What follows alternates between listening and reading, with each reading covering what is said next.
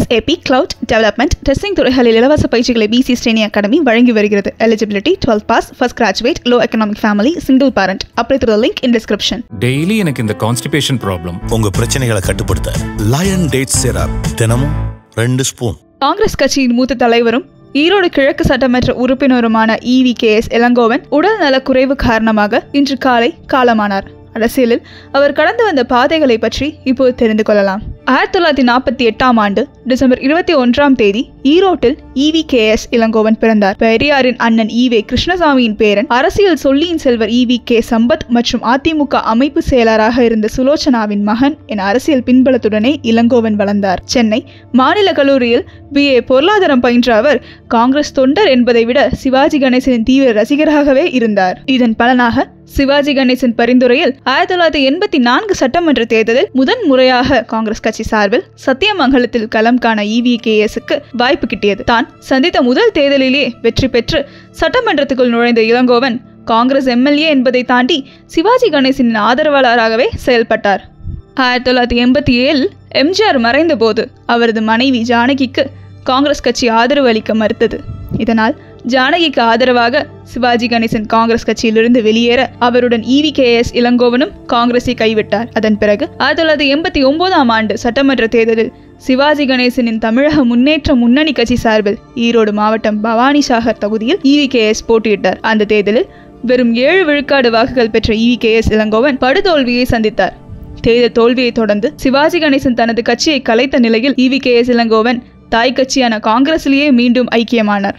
அப்போதைய காங்கிரஸ் கட்சி மாநில தலைவராக இருந்த வாழப்பாடி ராமூர்த்திக்கு மிகவும் நெருக்கமானார். அதன் பிறகு 1996 ஆண்டு நடைபெற்ற நாடாளுமன்ற தேர்தலில் கிருஷ்ணகிரி தொகுதியில் போட்டியிட்ட EVKS இளங்கோவனுக்கு மீண்டும் தோல்வியே பரிசாக கிடைத்தது. அப்போது காங்கிரசில் இருந்து மூத்த தலைவர்கள் பலர் வேறு கட்சிகளுக்கு சென்று விட்டதால் தமிழ்நாடு மாநில காங்கிரஸ் தலைவராக EVKS இளங்கோவனை சோனியா காந்தி தேர்வு செய்தார். காங்கிரஸ் மாநில தலைவராக சிறப்பாக செயல்பட்ட EVKS இளங்கோவன் தனது சர்ச்சைக்குரிய பேச்சு மற்றும் கூட்டணி வியூகத்தில் ஆக்டிவான அரசியல்வாதியாக அறியப்பட்டார். 2001 சட்டமன்ற தேர்தலில் காங்கிரசுடன் தமாக இணைந்ததால் மாநில காங்கிரஸ் தலைவர் பதவியை மூப்பனாருக்கு EVKS விட்டுக் கொடுத்தார். இதன் பிறகு 2004 ஆண்டு நடைபெற்ற நாடாளுமன்ற தேர்தலில் கோபிச்செட்டிப்பாளையத்தில் களம் கண்ட இளங்கோவன் அபார வெற்றி பெற்று மன்மோகன் சிங் அமைச்சரவையில் ஜவுளித்துறை இணை அமைச்சராக தேர்வு செய்யப்பட்டார். மத்திய இணை அமைச்சராக இருந்த போதிலும் காங்கிரசுடன் கூட்டணியில் இருந்த திமுகவை EVKS இளங்கோவன் கடுமையாக விமர்சித்தார். மேலும் திமுகவை விமர்சித்த மறைந்த தேமுதிக நிறுவனர் விஜயகாந்த் வீட்டிற்கே சென்று இனிப்பு கொடுத்து பாராட்டினார். அதன் பிறகு 2009 மற்றும் 2014 மக்களவை தேர்தல்களில் EVKS இளங்கோவனுக்கு தோல்வியே கிடைத்தது. இருப்பினும் அரசியல் களத்தில் ஆக்டிவாக இருந்த இளங்கோவன் தனது சர்ச்சைக்குரிய பேச்சுகளால் பெரிதும் கவனம் பெற்றார். அவரது விமர்சனங்களில்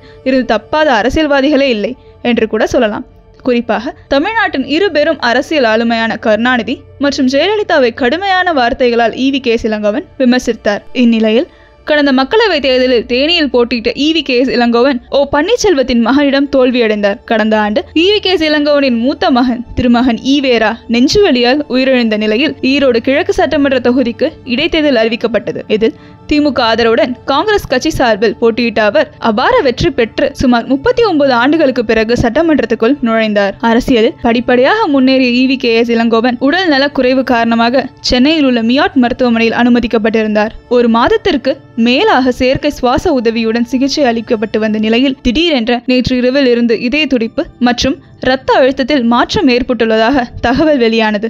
இந்நிலையில் சிகிச்சை பலனின்றி காங்கிரஸ் கட்சியின் மூத்த தலைவர் EVKS இளங்கோவன் இன்று காலமானார். அவரது குடும்பத்தினருக்கு அரசியல் கட்சியினர் மற்றும் தொண்டர்கள் இரங்கல் தெரிவித்து வருகின்றனர். இளங்கோவன் மறைவை அடுத்து சென்னை சத்தியமூர்த்தி பவனில் அறக்கம்பத்தில் காங்கிரஸ் கொடி பறக்க விடப்பட்டுள்ளது. இளங்கோவனின் உடல் நாளை ராமபுரத்தில் தகனம் செய்யப்பட உள்ளதாக அவரது குடும்பத்தினர் தகவல் தெரிவித்துள்ளனர்.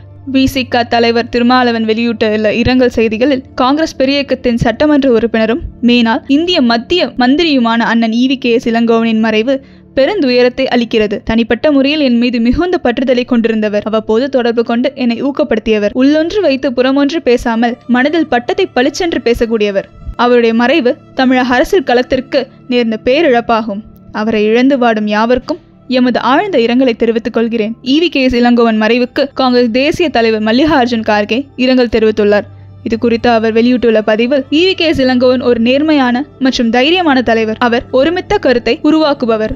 காங்கிரஸ் கட்சி மற்றும் தந்தை பெரியாரின் முற்போக்கு கொள்கைகளை நிலைநிறுத்தி அவர் தனது முழு வாழ்க்கையும் அர்ப்பணித்தார். உறுதியான அர்ப்பணிப்புடன் தமிழக மக்களுக்கு சேவை செய்தவர். அவரது குடும்பத்தினருக்கும் நண்பர்களுக்கும் ஆதரவர்களுக்கும் எனது ஆழ்ந்த அனுதாபங்கள் என்று அதில் கார்கே பதிவிட்டுள்ளார். நடிகரும் தாவேகா தலைவருமான விஜய் வெளியிட்டுள்ள இரங்கல் செய்தி, மிகப்பெரிய அரசியல் பாரம்பரியத்தை கொண்டவரும் குடும்பத்தை சேர்ந்தவரும் தமிழ்நாடு காங்கிரஸ் கமிட்டியின் முன்னாள் தலைவரும் காங்கிரஸ் கட்சியின் மூத்த தலைவரும் முன்னாள் ஒன்றிய ஜவுளித்துறை இணை அமைச்சரும் தற்போதைய ஈரோடு கிழக்கு சட்டமன்ற உறுப்பினருமான திரு EVKS இளங்கோவன் அவர்கள் உடல்நலக் குறைவால் காலமான செய்தி அறிந்து மிகுந்த மனவேதனை அடைந்தேன். அவரை பிரிந்து வாடும் குடும்பத்தினர் மற்றும் காங்கிரஸ் கட்சியினருக்கு எனது ஆழ்ந்த அனுதாபங்களை தெரிவித்துக் கொள்கிறேன். திரு EVKS இளங்கோவன் அவர்கள் ஆன்மா சாந்தியடைய இறைவனை பிரார்த்திக்கின்றேன்.